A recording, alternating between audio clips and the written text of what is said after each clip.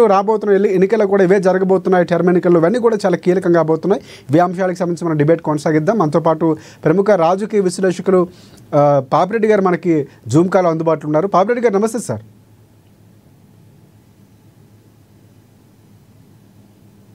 పాపిరెడ్డి గారు చాలా కీలకం అంటే ఎస్ అంటే మీరా నాయర్ గారు దర్శకురాలుగా మనకు తెలుసు. ఆయన కుమారుడు గెలవటం, ఆయన ఒక రకంగా సవాలు విసిరాడు అక్కడ ట్రంప్కి.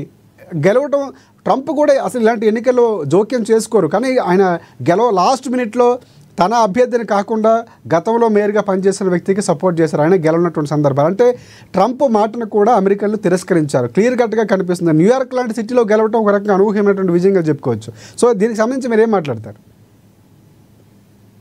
రాజశేఖర్ గారు ఈ నిన్న ఏవైతే అమెరికా మొత్తం అంటే కేవలం న్యూయార్క్ సిటీయే కాకుండా ఆ పక్కనే ఉన్న న్యూ జెర్సీ, ఆ పక్కనే ఉన్న వర్జీనియా స్టేట్స్కి ఎలక్షన్ జరగడం జరిగింది. తర్వాత పెన్సిల్వేనియాలో కూడా ఒక విషయంలో ఎలక్షన్ జరిగినాయి. తర్వాత మీరు అన్నట్టుగా సిన్సినాటీలో కూడా అక్కడ మేయర్కి ఎలక్షన్ జరిగినాయి. వీటితో పాటుగా అక్కడ ఏది శాన్ ఫ్రాన్సిస్కో లేదా కాలిఫోర్నియా స్టేట్లో కూడా అక్కడ కూడా ఎలక్షన్స్ జరిగినాయి.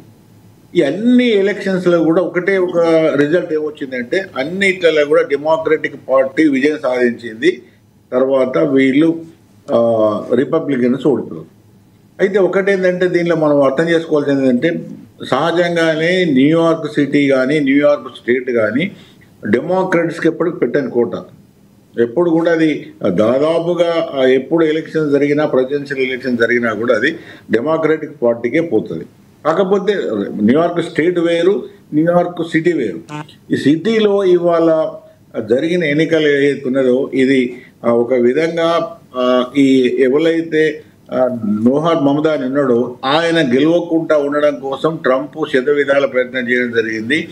అక్కడ అమెరికా న్యూయార్క్ సిటీలో ఉన్న పెద్ద పెద్ద బిలియనియర్స్ కూడా కొన్ని $1 మిలియన్ ఎలక్షన్స్లో వాళ్ళు ఫండింగ్ చేయడం జరిగింది. అన్ని విధాలుగా ట్రంప్ అయితే ఒక విధంగా వాళ్ళను థ్రెటనింగ్ అంటే భయపడిచ్చిండు న్యూయార్క్ ఓటర్స్ని. ఏంటంటే మీరు ఒకవేళ ఈ మమదానిని గెలిపిస్తే నేను మొత్తం న్యూయార్క్ సిటీకి ఫండింగ్ ఆపేస్తాను, మీ అన్ని పవర్స్ తీసేసుకుంటాను, మమదానిని ఎటువంటి పరిస్థితుల్లో కూడా మీరు ఓటేసి గెలవనియద్దు అంటే ఒక విధంగా బ్లాక్మెయిల్, బెదిరింపు అంటే మామూలుగా ఫండింగ్ చేసి రకరకాల ప్రలోభాలు పెట్టి ఈ ఎలక్షన్లో మమదానిని గెలవకుండా చేయడానికి కారణం కాకుండా అనేక విధాలుగా ఒక ప్రెసిడెంట్, దేశాధ్యక్షుడు, ఒక అమెరికా మేయర్ ఎలక్షన్స్కి ఎప్పుడు కూడా నాకు తెలిసినప్పటికీ ఏ ప్రెసిడెంట్ కూడా ఈ లెవెల్కు దిగజారిపోయి ఆయన పెద్ద ఎత్తున ప్రచారం చేసి ఊడగొట్టడానికి ప్రయత్నం చేసినప్పటికీ కూడా అది సత్ఫలితాలు ఇవ్వలేదు. ఆ ట్రంప్ అనుకున్నది ఏదైతే ఉన్నదో జరగలేదు. అయితే ఒకటేంటంటే ఇక్కడ పాపిరెడ్డి గారు అంటే ట్రంప్ రావటం లేకపోతే ప్రత్యక్షంగా వీళ్ళకే ఓటేయండి అని చెప్పడం ఒక రకంగా తప్పిదంగా భావించాల్సిన అవసరం ఉందా? లేకపోతే ఇంత అపజయాన్ని మూట కట్టుకోవడం లేకపోతే ట్రంప్ను టార్గెట్గా చేయాల్సిన అవసరం ఉండేది కాదంటారా? ఇప్పుడు రాజశేఖర్ గారు ప్రెసిడెంట్ అన్నది ఒక అమెరికా 50 రాష్ట్రాలకు సంబంధించిన ఒక అత్యున్నతమైన ఒక పదవి. సామాన్యంగా మనం ప్రెసిడెంట్స్ అనేక మంది ప్రెసిడెంట్స్ కూడా అమెరికాను పరిపాలించారు. వాళ్ళని మనం చూస్తే ఎప్పుడు కూడా ఎలక్షన్స్లలో వాళ్ళ పార్టీకి స్ట్రాటజీ ఉంటుంది. వాళ్ళ పార్టీలు గెలిపించుకోవడానికి వాళ్ళు అంతర్గతంగా పనిచేస్తారు. కానీ ఇవాళ ట్రంప్ ఏదైతే ఎలక్షన్స్లో ఆయన ప్రవర్తించిన తీరు కానీ ఆయన చేసిన విషయాలన్నీ కూడా చూసినప్పుడు ఒక ప్రెసిడెంట్గా ఉండి ఒక దానికంటే అది లోకల్ ఎలక్షన్స్ అంటే మేయర్ అనేది ఇప్పుడు మనకు కూడా ఇట్లా మున్సిపల్ లోకల్ ఎలక్షన్స్, అక్కడ కూడా లోకల్ ఎలక్షన్స్ కాబట్టి ఆ లోకల్ ఎలక్షన్స్ స్థాయికి దిగజారిపోయి ఎవరైతే మేయర్గా ఇవాళ గెలిచినారో మమదారిని గెలవకుండా చేయడం కోసం అనేక విధాలుగా చేయడం జరిగింది. గమ్మత్ ఏంటంటే ఇప్పుడు సెకండ్ పొజిషన్ వచ్చింది ఇండిపెండెంట్. ఆయన కూడా అంతకుముందు 2 సార్లు డెమోక్రటిక్ పార్టీ తరఫున గవర్నర్గా ఉండే ఈ కిమ్యో ఓడిపోయిన ఏవైతే సెకండ్ పొజిషన్ ఉన్నదో మమదాని మీద. అసలు రిపబ్లికన్ పార్టీ 3rd పొజిషన్ 1,00,000 ఓట్లు మాత్రమే వచ్చాయి. అఫీషియల్ రిపబ్లికన్ పార్టీ క్యాండిడేట్ ఎవరు. అయితే ఇదంతా ఏంటంటే ఈ మమదాన్ని అడ్డుకోవడం కోసం డెమోక్రటిక్ పార్టీ నుంచి వెళ్ళి ఒక మాజీ గవర్నర్ను బయటికి తీసుకొచ్చి ఆయన నిలబెట్టించి అనేక విధాలుగా చేశారు. అంటే ఎలక్షన్స్లో గెలవకుండా చేయడం. అది ఎందుకు అంటే దీనికి 2 కారణాలు ఉన్నాయి. మనం ఈ మమదాని ఎలక్షన్స్ను కేవలం ఉట్టి న్యూయార్క్ మేయర్ ఎలక్షన్స్గా చూడడం కన్నా కూడా ఇంకా వేరే కోణాలు చాలా. ఒకటి ఏంటంటే ఏదైతే ట్రంప్ ఇవాళ మెగా అంటే మేక్ అమెరికా గ్రేట్ అగైన్ లేదా అమెరికా ఫర్ అమెరికన్స్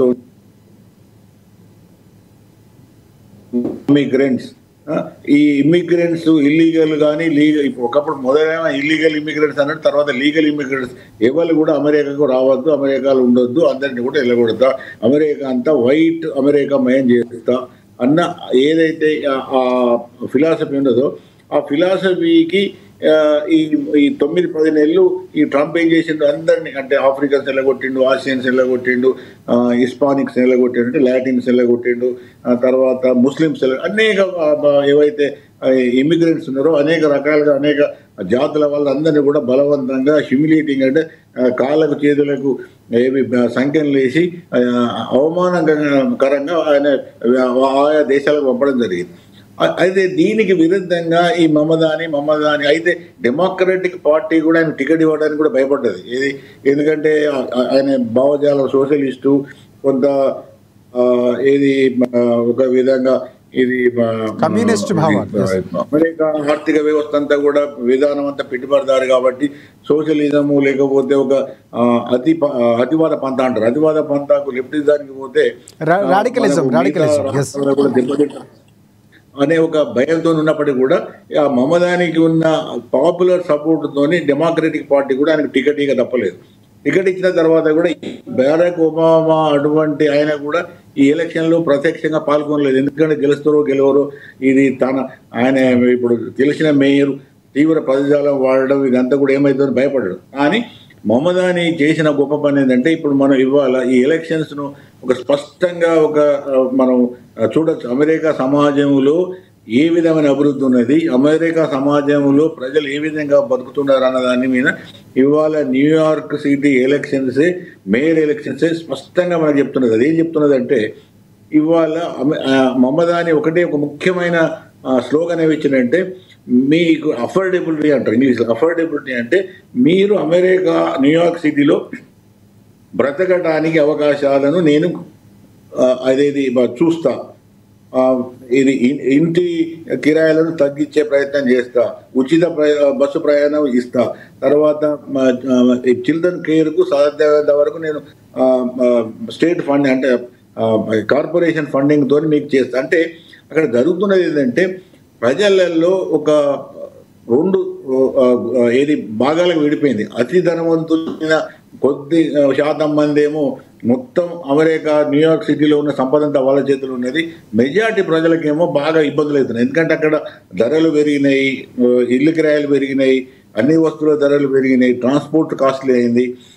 వాళ్ళకు పెద్ద ఎత్తున జీతం వచ్చినా కూడా అంటే ఒకవేళ అమెరికా న్యూయార్క్ సిటీలో $1,00,000 సంవత్సరాన్ని సంపాదించినా కూడా వాళ్ళు అక్కడ బతికే పరిస్థితి లేదు. కాబట్టి ఈ విధమైన పరిస్థితి నుంచి వెళ్ళి నేను మీకు సామాన్య ప్రజలకు కూడా నేను న్యూయార్క్ సిటీలో బతకడానికి అవకాశాలు కల్పిస్తా. అమెరికా అనేది పూర్తిగా 2 వర్గాలుగా చీరిపోయి మెజార్టీ వర్గానికి ఎటువంటి సదుపాయాలు లేకుండా జరుగుతున్న అభివృద్ధిని ఈ మెగా కానీ అమెరికా కానీ ఇటువంటి వాటిని నేను తిప్పికొడతా. ఇమిగ్రేషన్ కూడా ఈ ట్రంప్ పాలసీలు ఏవైతున్నాయో తప్పు కాబట్టి ఇవన్నిటి కూడా నేను సరి అయిన దాన్ని చెప్తా అని అంటే ఇప్పుడు ఎలక్షన్స్ కాదు, ఎలక్షన్స్ ముందు చాలా రోజుల నుంచి కూడా